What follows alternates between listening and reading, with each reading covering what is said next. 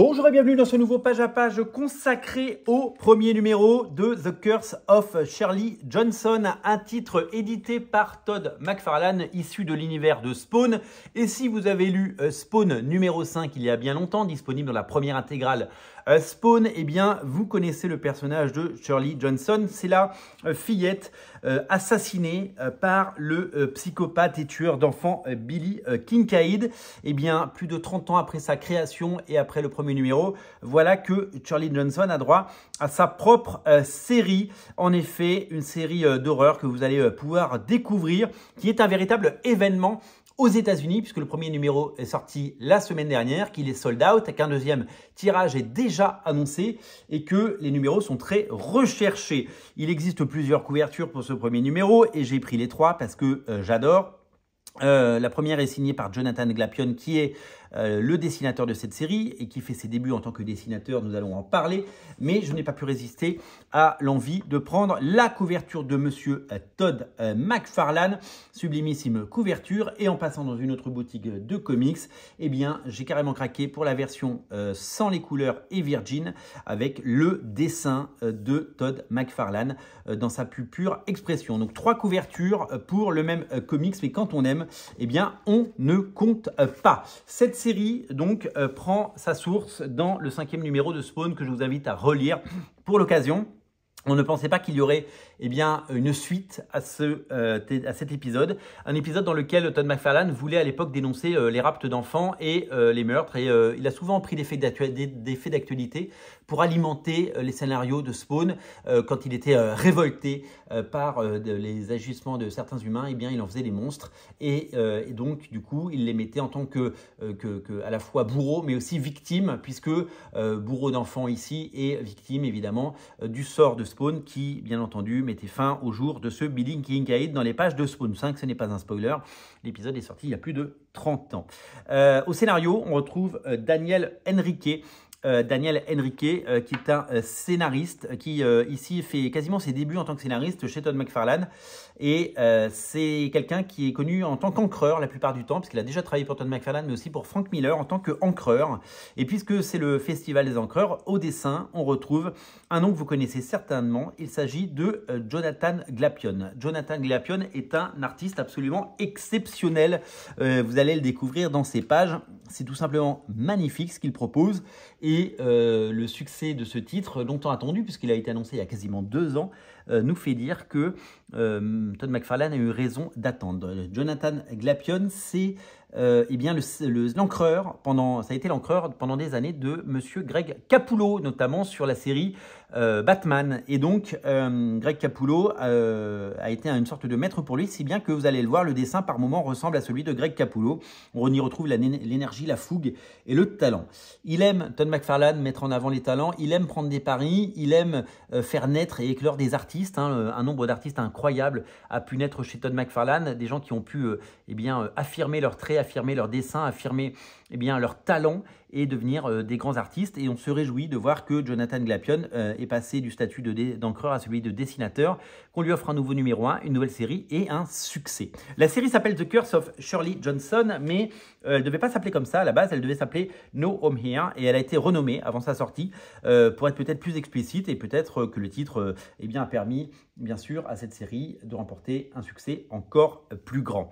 Allez, on plonge dedans et vous allez en prendre plein les mirettes. On retrouve ce découpage qu'on a déjà vu dans les pages de Spawn, et quand on regarde bien, on se rend compte que en effet le dessin de Jonathan Glapion ressemble étonnamment à celui de Greg Capullo, ce qui n'est évidemment pas une insulte, mais une sorte d'accomplissement, puisque c'est rare que les encreurs arrivent à devenir des dessinateurs à part entière et arrivent à avoir ce niveau de dessin. Souvent, quand on regarde le dessin de Scott Williams, c'est un encreur incroyable sur Jim Lee, mais en dessin, c'est un petit peu moins bien, par exemple, voilà, sans se manquer de respect du tout à cet encreur de génie. Là, on est vraiment sur un encreur qui sait dessiner.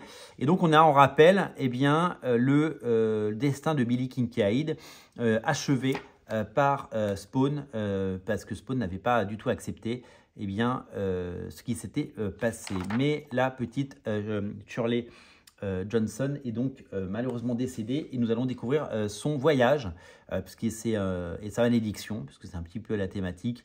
Et donc nous allons la voir fuir et devoir affronter toutes sortes de démons que nous allons découvrir dans ce récit. Alors physiquement, elle ressemble un petit peu, je trouve, à Gertz, le personnage de I Hate Fairyland. Je ne sais pas si c'est quelque chose de voulu. Et vous voyez son masque, vous voyez, ça fait évidemment penser au clown, au violator, puisque une fois qu'on passe de vie à trépas, de choses très mystérieuses peuvent arriver. Comme vous pouvez le voir, graphiquement, c'est assez maîtrisé, le découpage.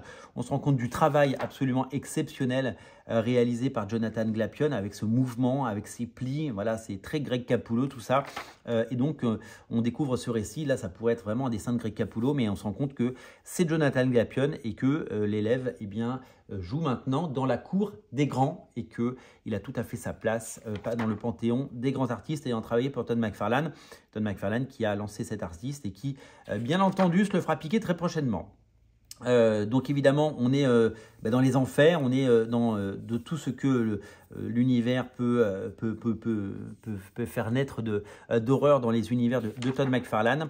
Et donc on y découvre un monde peuplé de monstres et un monde totalement anéanti puisque nous sommes de vie à trépas et que la petite Shirley Johnson a disparu. Alors, ce qui est hyper étonnant, c'est qu'une fois qu'on est arrivé là, on a l'impression que le premier numéro est terminé et que là, on enchaîne sur la seconde partie. C'est-à-dire que ce premier numéro qui coûte 5,99, vous savez que maintenant les comics chez Todd McFarlane coûtent 3,99 au lieu de 2,99, celui-là coûte 2 $ de plus et que pour 2 $ de plus, vous avez 2 fois plus de pages. Donc un numéro qui aurait pu coûter donc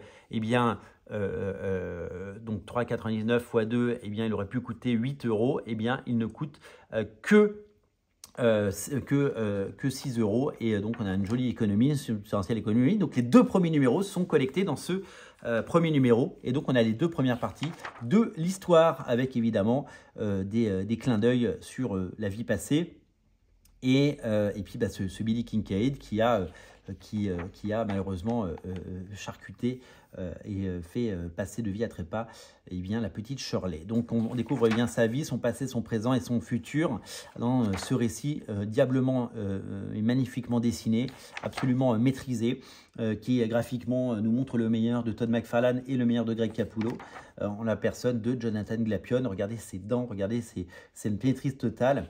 On revient à l'âge d'or d'Image Comics et un artiste est né et je pense qu'il va aller très très loin, très très haut parce que c'est vraiment un artiste exceptionnel qui mérite évidemment tout le succès qu'il a et tout le succès de ce premier numéro puisque seulement quelques heures après la sortie du premier numéro, il est devenu sold out et Todd McFarlane a annoncé un second printing. Regardez, ça charcute, c'est pas à mettre entre toutes les mains.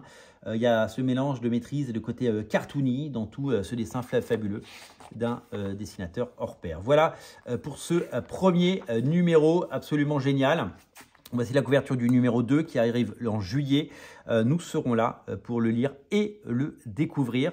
En tout cas, nous nous réjouissons de cette réussite totale et de ce succès. Un artiste phénoménal qui nous en met plein les mirettes. Ça sortira certainement en 2026 chez Delcourt. En tout cas, on le souhaite parce qu'il y a beaucoup de séries à sortir et que je ne sais pas si le succès est toujours au rendez-vous, même s'il y a une base très solide de lecteurs de Spawn en France.